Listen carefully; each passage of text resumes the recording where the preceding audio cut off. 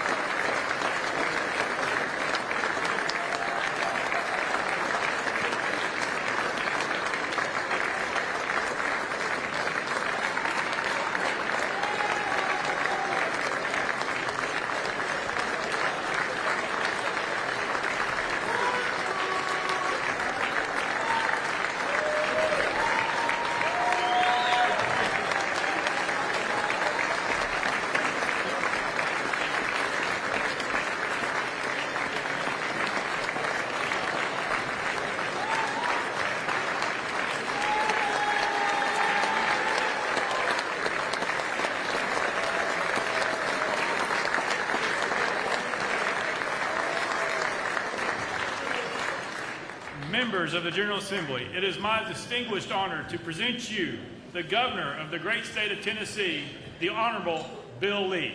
Thank you.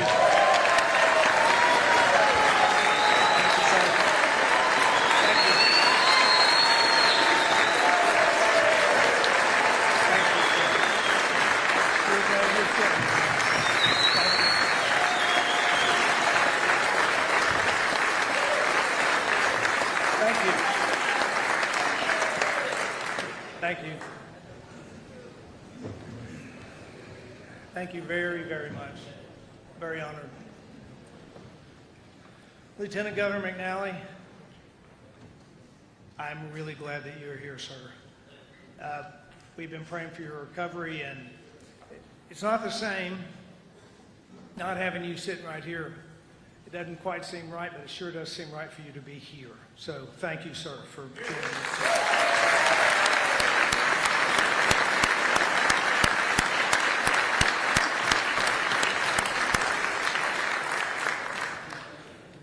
Speaker Sexton, Speaker Pro Tem Hale,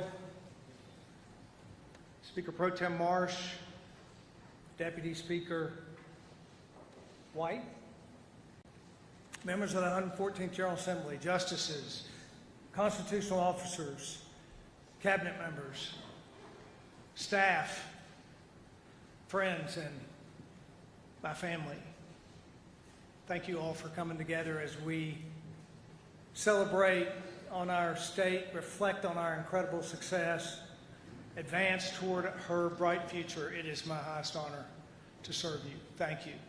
I want to give a special thank you to one more person. This time last year looked really different for Maria and for me. After receiving a challenging diagnosis just 6 months earlier, Maria had just completed her chemotherapy and was preparing for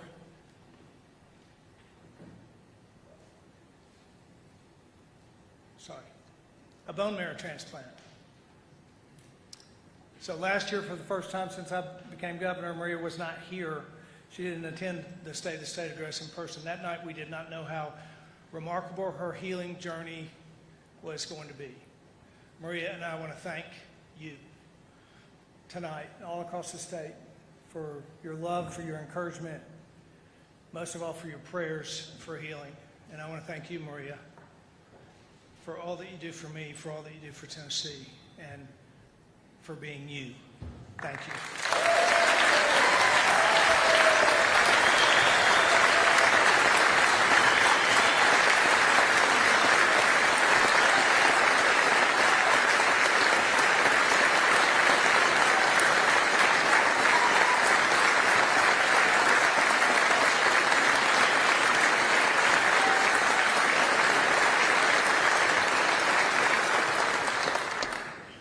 As we enter our 6th year of working together, the state of our state is strong and resilient and ready for the future.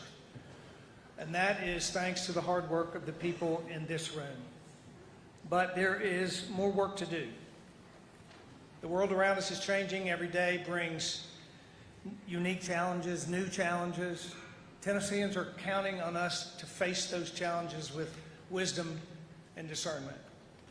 So tonight I want to reiterate something. I've got 3 years left. There is a lot to do. And we cannot and should not slow down, not for a second. Tennessee is a remarkable place with a richness of passionate people of all kinds, with an unrivaled culture, deep-rooted traditions. We're also a state that is focused on opportunity and security and freedom for all her people. So in 2024, frankly, for the remainder of my time in office, I believe our job is to fortify that which has been built over the years and to remember the work that it took to get here. When thinking about what lies ahead, I'm reminded of a historical account of a Jewish man named Nehemiah from the Old Testament. Nehemiah, who was a high official of a Persian king, he hears that his beloved city of Jerusalem is in ruins. So Nehemiah sets off on a mission to rebuild the city and the wall that surrounded it. Knowing that this is no small task, he enlists the help of the people of Jerusalem. He directs every person of all ages and trades and abilities to take their spot on the wall that surrounds the city, as the story goes, in order to protect the progress that was to be made and ensure that the work that was done was not to be done in vain. By the end of the story, the people of Jerusalem find success thanks to their work together. And it becomes clear that through the experience of rebuilding the city and restoring the wall, the people restore themselves as well. Throughout my life, I have often come back to the story of Nehemiah because it reminds me that even two people who could be very different can stand side by side and work together for a shared purpose, and that each individual has a responsibility to hold their spot on the wall. In 2024, Tennessee is as strong as ever. Generations before us have done their part in building our state into what it is today, and now we must keep it for future generations by holding our spot on the walls that protect our lives, our way of life, by further enriching this place that we call home. It's up to us to hold our spot on that wall. It all starts with our foundation, and Tennessee's firm foundation is possible thanks to a legacy of fiscal responsibility. Now more than ever, people across this nation are turning to Tennessee as a model for economic prosperity, and it's clear why. Over the past 5 years, Tennessee's been ranked as the fastest growing economy of all 50 states, the #1 state for fiscal stability, a top state for business, the second lowest tax per capita state in the nation, and the lowest debt state in America. Any state would envy the position that we've been in.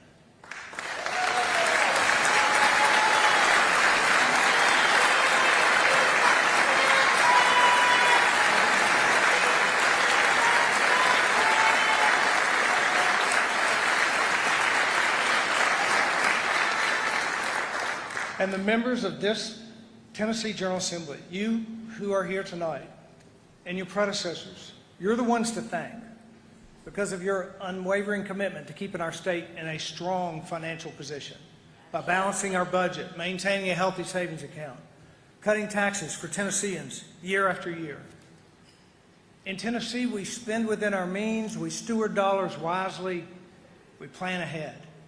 And it's this mentality that has garnered a AAA bond rating for 9 consecutive years and keeps us well positioned to flourish. Over the past few years, we have had extraordinary growth. So this year, while our revenue growth is returning to normal, that new normal is 40% higher than it was just 3 years ago. We have a very strong economy in Tennessee, an economy that is built to withstand even the pressure of our country's uncertain economic future. So this year, we'll bolster our decades-long commitment to fiscal responsibility, starting with a $20 million investment in Tennessee's Rainy Day Fund, building our state reserves to $2 billion.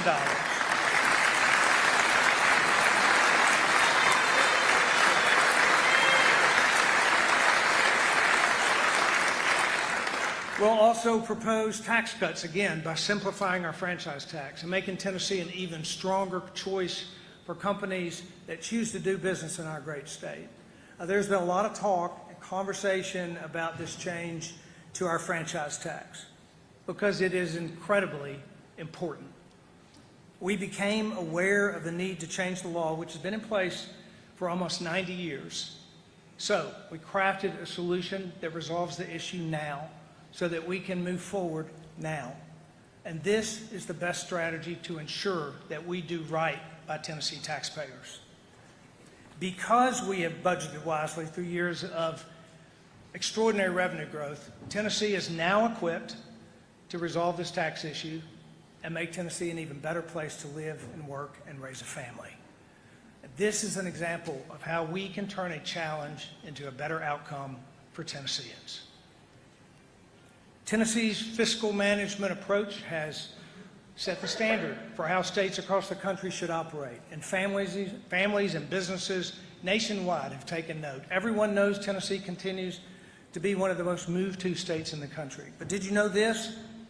In the last 3 years, as people and companies have shifted to the Southeast, so has America's economy. For the first time in our nation's history, just 6 states in the Southeast, including Tennessee, are contributing more to America's GDP than the entire Northeast. And that includes New York, New Jersey, Massachusetts, Pennsylvania.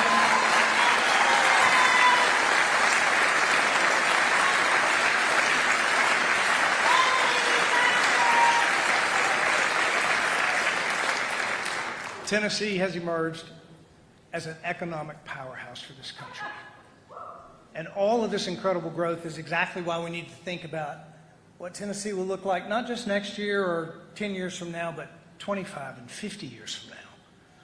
That's why we've made infrastructure a top priority, building roads and bridges and sewer systems and more for the future.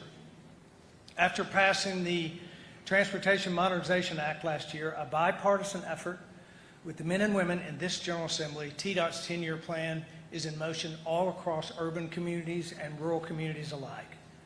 Just a few weeks ago, Tennessee was ranked by U.S. Consumer as the state with the best roads in America. And thanks to our work together, we have a plan to keep it that way. And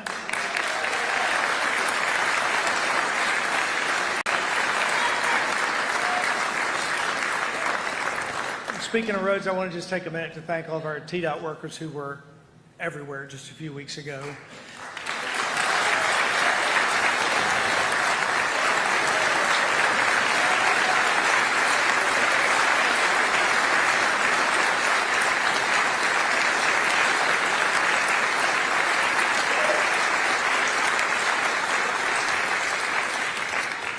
They were everywhere, in the snow, in the ice, in the cold, taking care of Tennesseans. Now they're everywhere taking care of potholes. TDOT workers are public servants. We thank them. Companies have invested $35 billion in our state since 2019, creating more than 211,000 new jobs and counting for Tennesseans. That means real opportunity for families across our state, from Rogersville to Ripley. Today, Tennessee's unemployment rate is well below the national average. The state unemployment rate saw an all-time low over the summer. And our rural counties are no exception. Since day one, I believe that Tennessee's success can be measured in part by the strength of our rural communities. We've prioritized economic investment across rural counties and developed a workforce strategy that works for all Tennesseans, and it's paying off. 5 years ago, we had 15 distressed counties. Today, we have just 8.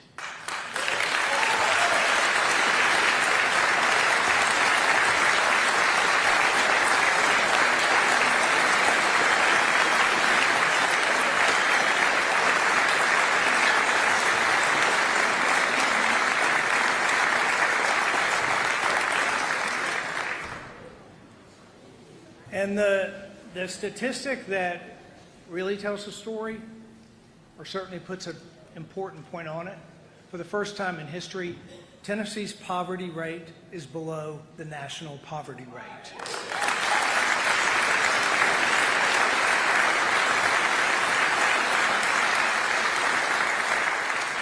When we talk about Tennessee's record economic growth, many people might think that its biggest beneficiary is Nashville, or one of our large urban centers. But in 2023, Haywood County in rural West Tennessee had the largest amount of capital investment and the second number of new jobs announced of all 95 counties.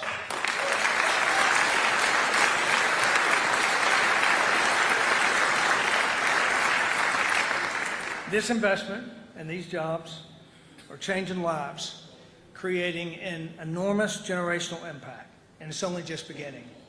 And real Tennesseans are proof of that fact. This evening we're joined by a real Tennessean, Derek Montague, who was born and raised in Haywood County.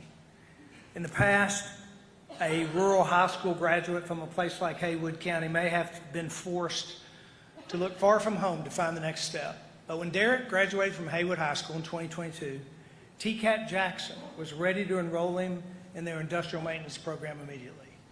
His training at TCAT Jackson quickly led to a quality job at Technor Apex, an auto supplier that chose to expand in Tennessee just a few years ago. That TCAT and that job are both available because of the work done together to invest in the advancement of rural communities. Not only has Tennessee become the center of the automotive industry, rural Tennessee has become the center of opportunity.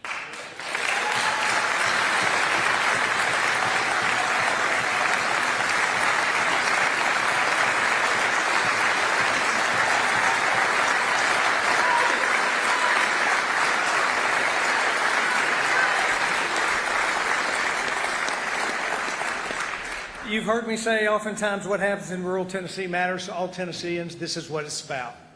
Please join me in welcoming Derek Montague and his mom from Brownsville.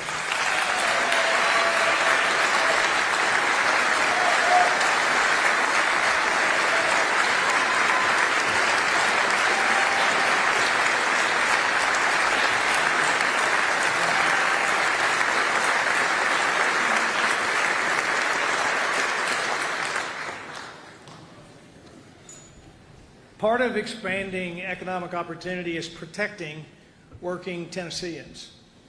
From the birthplace of country music in Bristol to Music Row in Nashville to Beale Street in Memphis, music has been woven into the fabric of our state since the very beginning. But it's also a vital industry that employs tens of thousands of Tennesseans. Tennessee's music industry grew by 21% in the last 5 years. Today, we are the #1 state in the nation for music industry jobs. But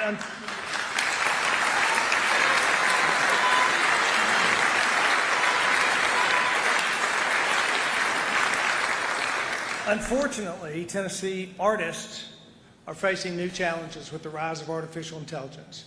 While this new AI technology can be used for good, it can also allow users to impersonate and make fake works in the voice and likeness of others. So this year, together with members of the General Assembly, I'm proposing legislation to protect Tennessee's rich musical heritage and ensure that no one can steal the voice of Tennessee artists.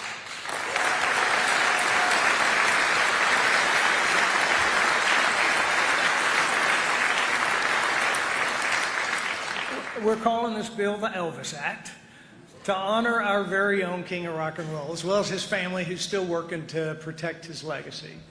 And tonight I want to acknowledge a Nashville songwriter who has been at the forefront of this effort to protect Tennessee artists of all kinds. Tom Douglas has written hundreds of hits, topping the music charts, hits like I Run to You, The House That Built Me, many, many more. Please join me in welcoming my friend and legendary songwriter, Tom Douglas.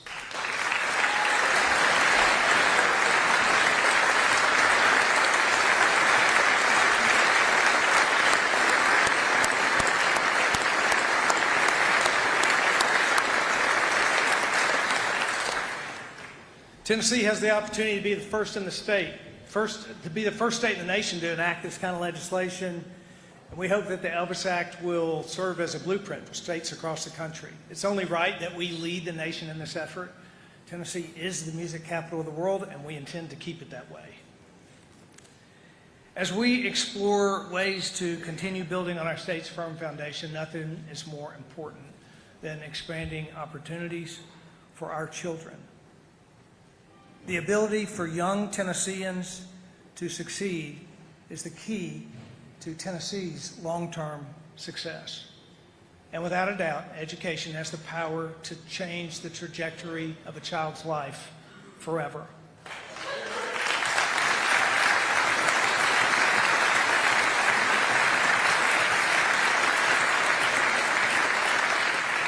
We have done a lot of work in Tennessee, but we still have a ways to go in providing the best possible education for every student in the state. So 2024 is the year to make school choice a reality for every Tennessee family, every family.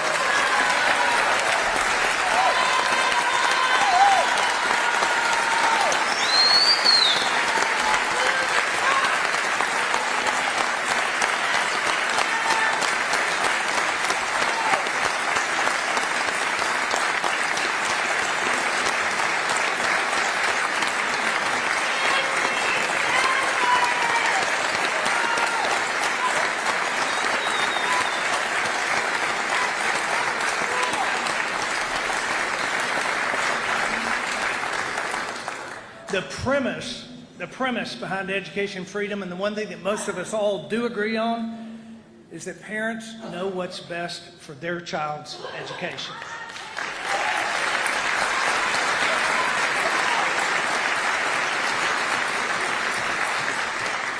There are thousands of parents in this state who know that their student would thrive in a different setting, but the financial barrier is simply too high.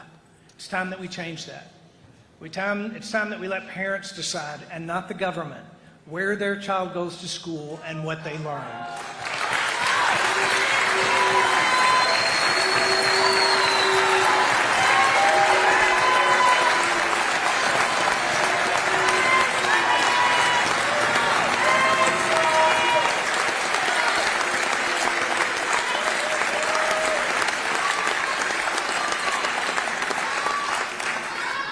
Now, some are concerned that more choice for families could mean fewer resources for public schools. That's simply not true. As a father who sent his child to public schools, a grandfather with grandkids having been in public schools, and a governor who's visited countless schools across the state, I feel very strongly public schools are invaluable. Over the past 5 years, working together, we have invested historic amounts in public education, and that will continue.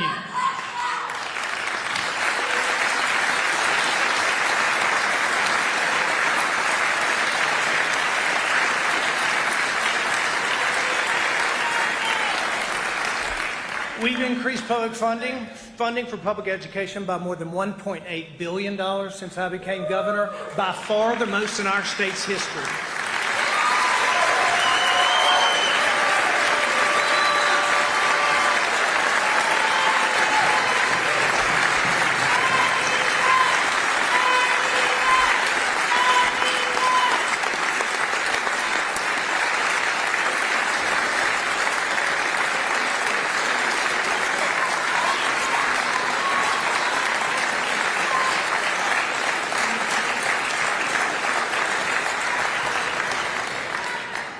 And with that increased investment, we've also modernized the way that we fund public schools for the first time in 30 years.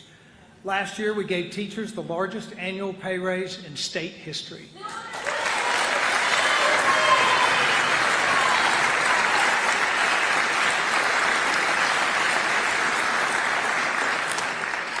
And we're not done. We are not done. We'll make another significant investment in the TISA formula this year, and we're working on a plan to help public schools retain the best and brightest teachers in their individual districts.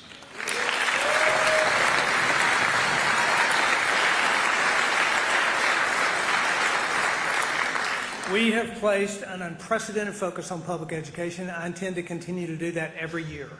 We can give parents choice and support public schools at the same time.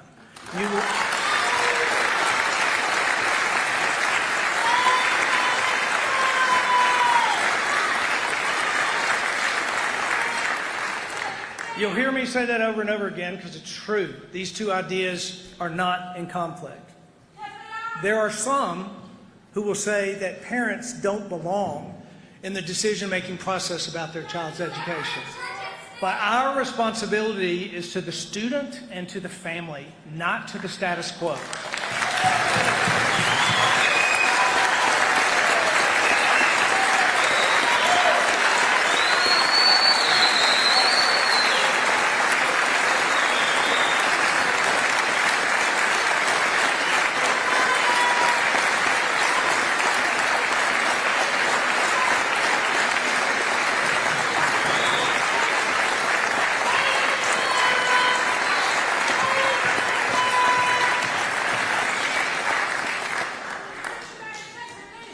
When you empower parents, students succeed. And we already have success stories all across our state. Tonight I want to welcome Ariel Munson and her two sons, Nigel and Stephen. I had the opportunity to meet this incredible family months ago, and I was struck by their story. Ariel knew both of her sons learned differently. Their current education just wasn't serving them well, and what worked for Nigel didn't work so well for Stephen. But as a single parent, options were limited. She knew that the path to paying for an independent school would be difficult, even while she worked 2 jobs. But as their biggest champion, Ariel knew that she had to do something to set them up for success. So she enrolled Nigel in a public charter school that was a perfect fit for his learning style. But her other son, Stephen, still needed something different. That was right about the time when Tennessee's current choice program became available in Shelby County. She applied. Stephen was quickly accepted as the first ESA student. Ariel calls it an answered prayer. Today, Stephen is thriving at St. George's Independent School in Memphis. He's making exceptional grades. He joined the outdoor club and the soccer team. Stephen dreams of being a paleontologist. Her son, Nigel, will graduate this May at the top of his senior class at Memphis Business Academy, with a list of scholarship opportunities at 9 colleges across the nation. And it's all because Ariel realized what many of us have come to know. Each student has unique needs, and when parents have a choice, that child's life is changed forever.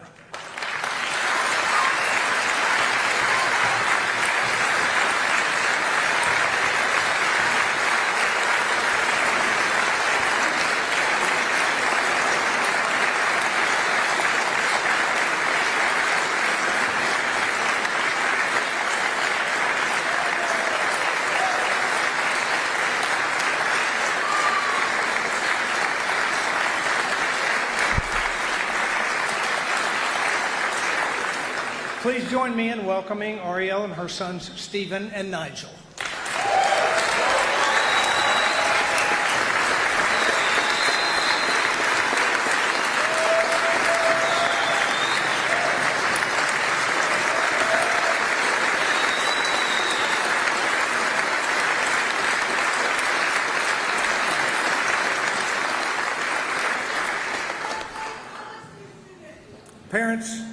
Parents also know best what social media does to kids.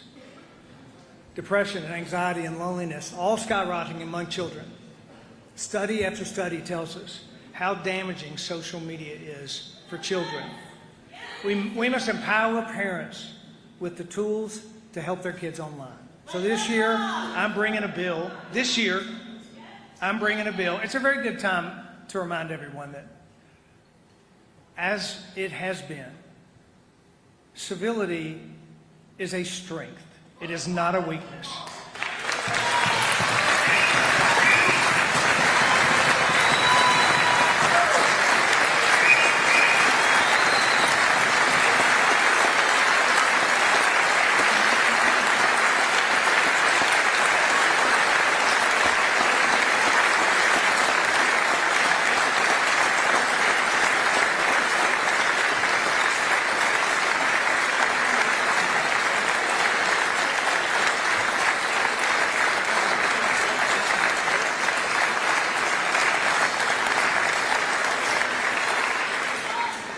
So we have to empower parents with the tools to help their kids online.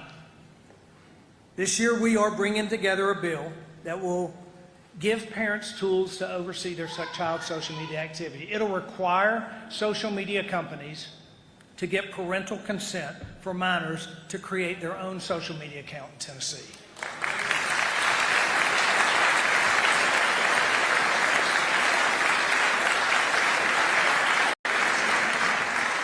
Moving from the youngest Tennesseans to the oldest, across our state, those 65 and older make up the fastest growing group of Tennesseans.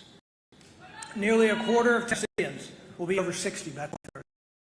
And more are choosing to retire here and enjoy all that the volunteer state has to offer. We made an important decision, especially our Commission on Aging and Disability, and combine it with our Department of Intellectual and Developmental Disabilities to serve all Tennesseans. We'll create a new Department of Disability and Aging, headed by Commissioner Brad Turner. Will enable better coordination, stronger advocacy. Ultimately, out of the way, and it'll allow both of these populations to live and to age with as much independence as possible.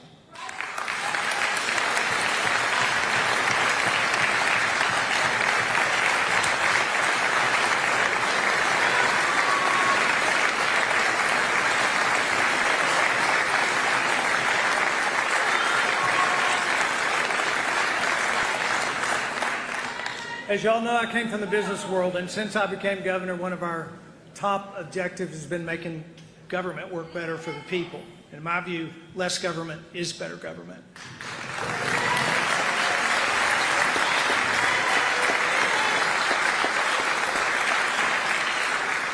So this year, working with the General Assembly, we'll bring forward a plan to repeal or streamline nearly 40% of all existing rules across the executive branch.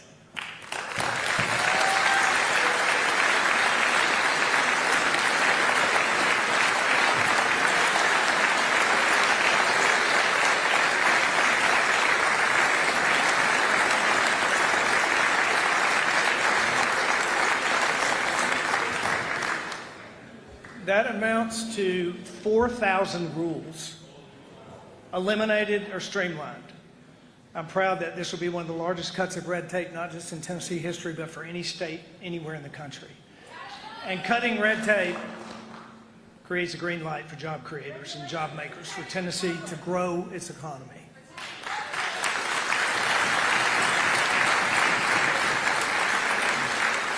As I mentioned earlier, since 2019, we've made great strides in expanding economic opportunity for rural Tennesseans. Now we have to accelerate our focus on the advancement of rural health. We know we have challenges with access to care and access to care, workforce shortages. That's why I formed the Rural Healthcare Task Force in 2021. Let the governor speak uninterrupted, please.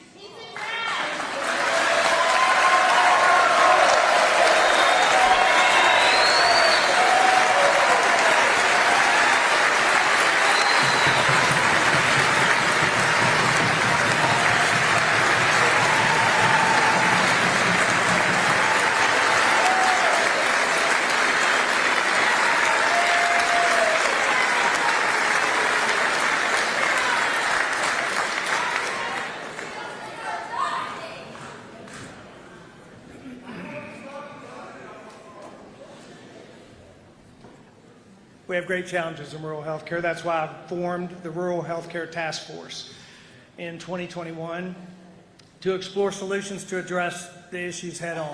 And now these solutions are becoming a reality. We'll be expanding apprenticeships, providing greater access to specialty care, telehealth, better pathways from high school to healthcare careers, and much more. So this year, building off the recommendations from the task force, we will propose the largest single investment in rural healthcare in state history, $200 million over the next 5 years.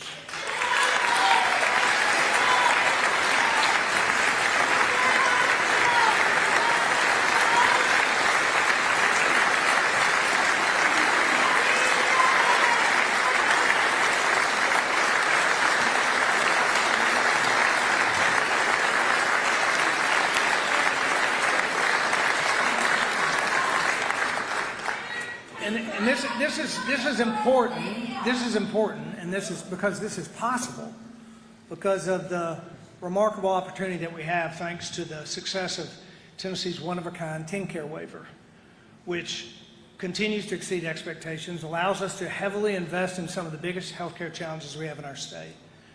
And because these are shared savings that we will spend, this investment in rural healthcare will come at no added cost to Tennessee taxpayers.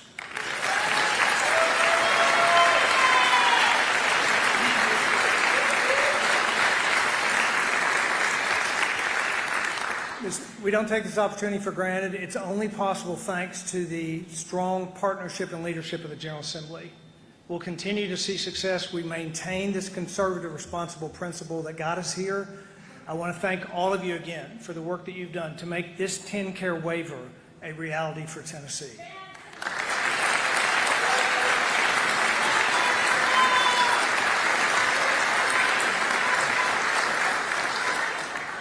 In addition to rural health, the funds from the shared saving, from this year's shared savings, will allow us to again invest in mental health. Another challenge that is prevalent not just in our state, but all across the country. Nearly 4 in 10 Tennesseans report symptoms of anxiety or depression. Drug and opioid overdoses remain an enormous challenge. We've done a lot of work in the last 5 years to boost mental health resources across our state, and we will do it again. This year, we're investing more than $100 million over 5 years from the shared savings in behavioral health and substance abuse support in Tennessee.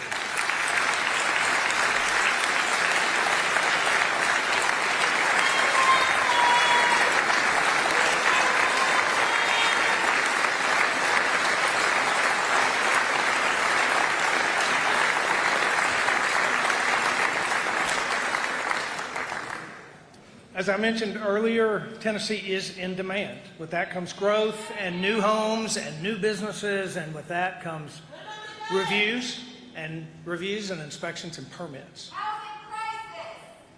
When demand is high and the projects get bigger, it's easy to fall behind, and time is money, and building delays drive up the cost of homes and businesses in Tennessee. Every day added to the schedule of a house increases the price of that house, and that matters to hardworking families all across the state.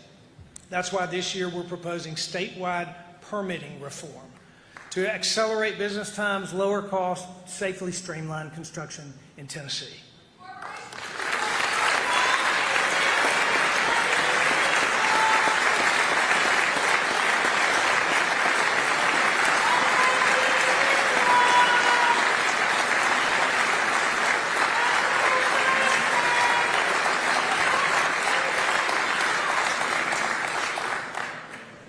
Legislation about permitting reform might not sound like front page news, but from someone who's in the construction industry for 35 years, a bureaucratic permitting process is bad for everybody but the government. This proposal will make it easier and more cost-effective to build homes and businesses and child care facilities and everything. Tennessee is in demand. People are moving here. One of the reasons is they know that we are committed to making it a safe place to live. There will always be more work to be done when it comes to public safety. It is a huge challenge, and we all know that. But I want to thank all of you for partnering with us to prioritize major investments to keep Tennessee communities safe. We are creating innovative programs across our justice system, resulting in Tennessee's lowest recidivism rate in state history.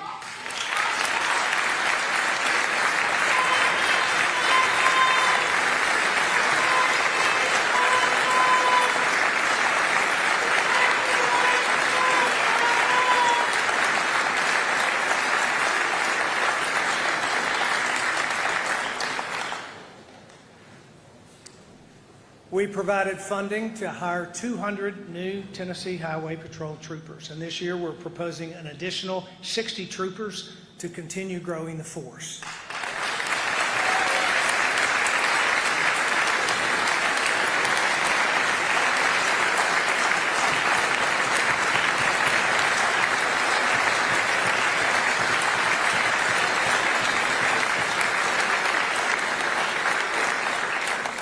I'm incredibly proud of our work together to support local law enforcement agencies with the $150 million Violent Crime Intervention Grant Fund. These dollars are at work right now in the areas of the state that need it most, places like Shelby County, where I believe that state and local partnerships can and will make a real difference.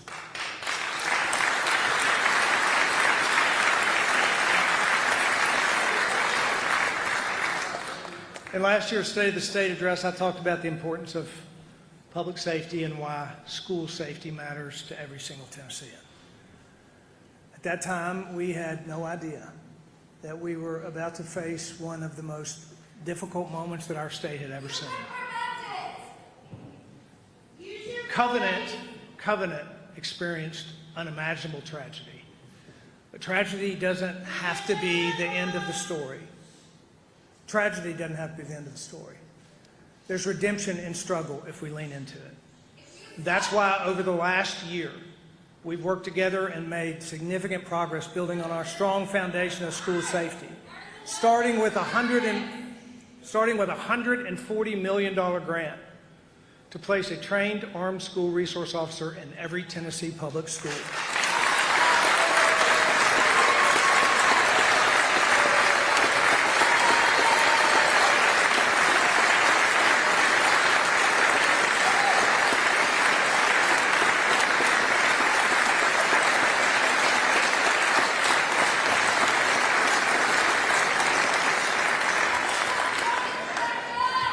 These brave Tennesseans are the first line of protection for our students and for our teachers. We appreciate their unwavering commitment to keeping our schools safe. A great example of that is the leadership of Sheriff Troy Kleiss. Crockett County has made tremendous strides in SRO staffing. And they're not alone. Crockett County joins 3 other counties in Tennessee that moved from 0 SROs to fully staffed in under a year, which is a truly remarkable achievement. Join me.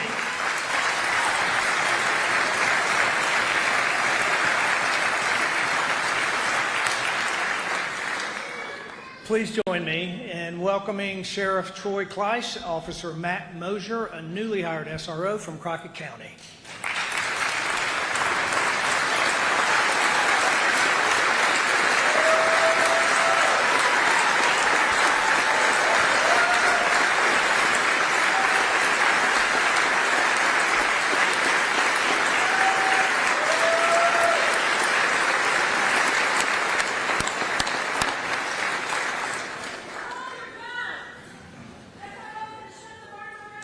Over the past 5 years, Maria and I have traveled to every corner of our state.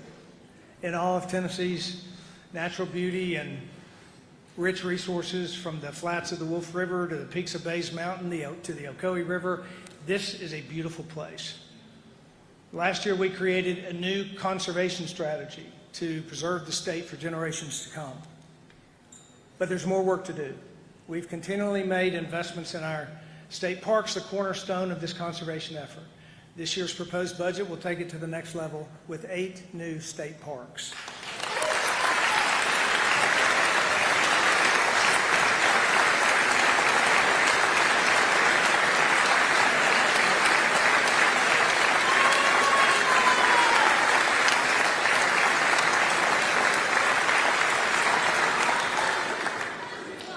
Tennessee's outdoor heritage, our outdoor heritage extends to our rivers and our lakes and our streams. And we are proposing a Blue Way Trail development to improve access to state waterways, investing in dozens of state lakes, boosting economies, welcoming more Tennesseans to visit, to kayak, to canoe, and fish our beautiful waters. We're also proposing investments to improve water quality across rivers and streams, making them safe to enjoy. Our proposed budget will also include funding to preserve our natural resources where Tennesseans and tourists are most likely to see them, from the road, with a plan to protect and enhance our scenic beauty along our major highways.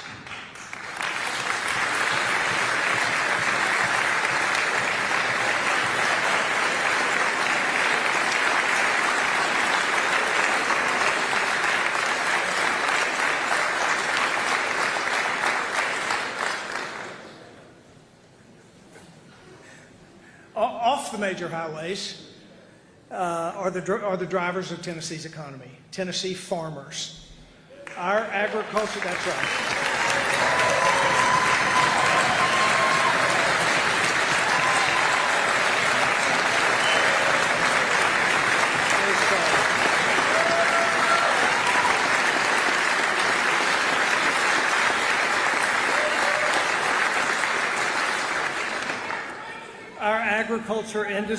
Our ag industry employs more than 360,000 Tennesseans. It generates $89 billion annually, making agriculture the #1 contributor to our state's economy.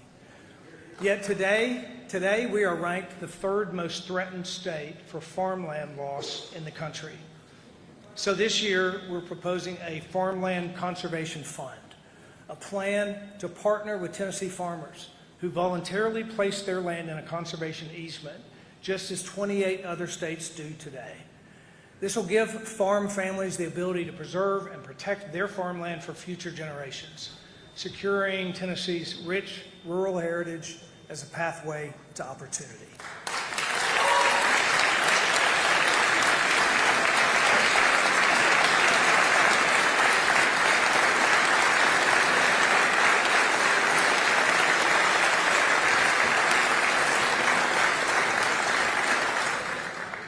I've often said that a conservation strategy must include investments not just for the environment, but for safe and clean and reliable energy for the future. Over the past year, thanks to your partnership, we have made great strides. Along with the $50 million nuclear energy fund that was included in our budget last year, we have established the Tennessee Nuclear Energy Advisory Council that just produced its first report to help guide our strategy using the knowledge and experience of some of Tennessee's brightest minds. And while more work needs to be done, and it is being done, Tennessee is well positioned to protect the foundation laid decades ago at Oak Ridge to not only lead the Southeast, but lead this country in a new era of energy in America.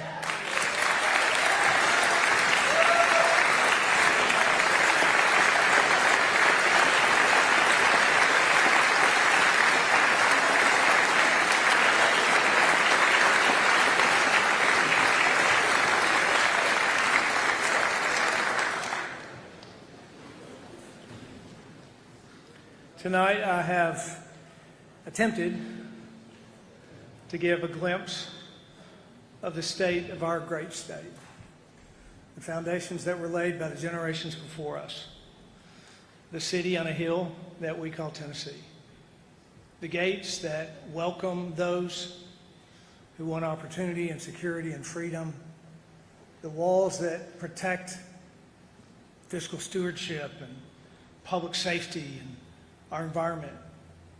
We recognize the great challenges that lay before us, whether it's rural health care or workforce protection or others.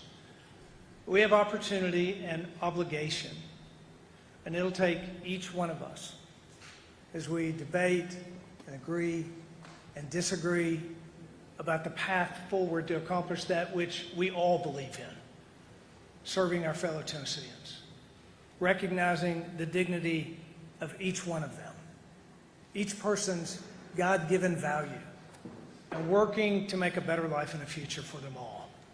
We each have our spot on the wall, an important spot. No one greater than the other, but each one greatly necessary. And just like in Nehemiah's day, there will be those who criticize, those who see Tennessee's success, and they'll try to stop it. And they will do that by trying to divide us. We shouldn't let them do that. We shouldn't let that happen.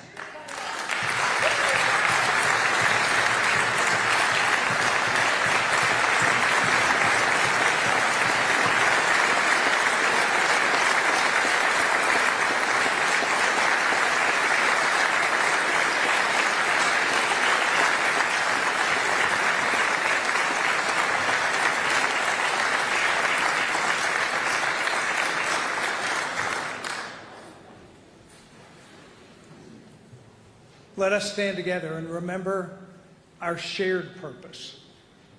Now, only when we work together, side by side, will we build upon, protect, and create that which is one of the greatest places in all the world, and ensure that it remains that for those who live here, for those who want to live here, for their children, and for their children's children. May the Lord pour his spirit and favor out on each one of you. And may the Lord continue to bless the people and the place that make up the great state of Tennessee. Thank you very much.